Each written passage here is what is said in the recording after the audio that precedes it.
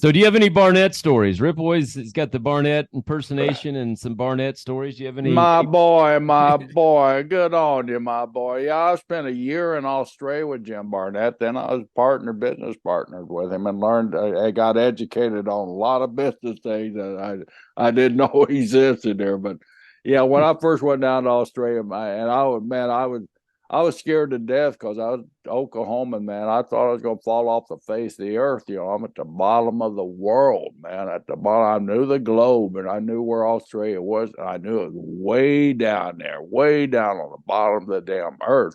I thought I'd fall off the damn sky, but I flew down there, 15-hour drive flight, and that was part of the education. And when I flew from Oklahoma City to L.A., got on this plane.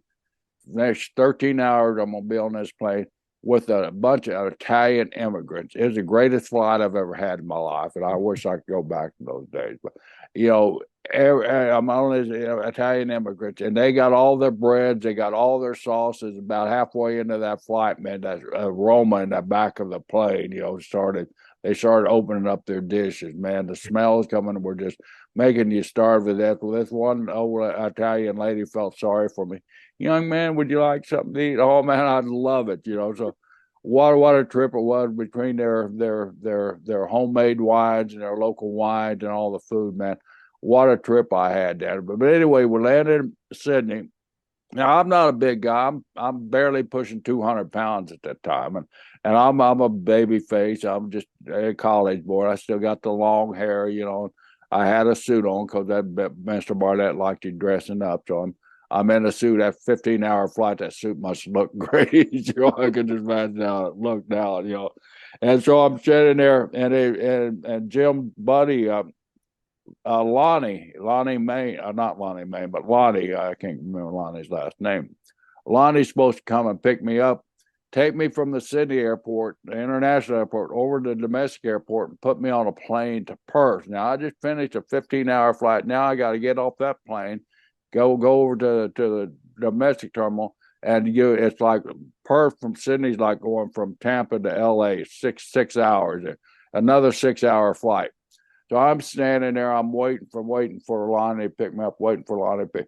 Nobody picks me up. All my Italian immigrant friends, all my mamas and all those people had left. So I'm standing there by myself. I'm scared to death. Here I am. I'm going down. We'll make all of $400 a week, man, which was gigantic money for me and anybody else back in those days. And this is steady for like 3 months. And so I'm waiting. Now there's nobody there to pick me up. And I know I got to catch this plane across the damn country.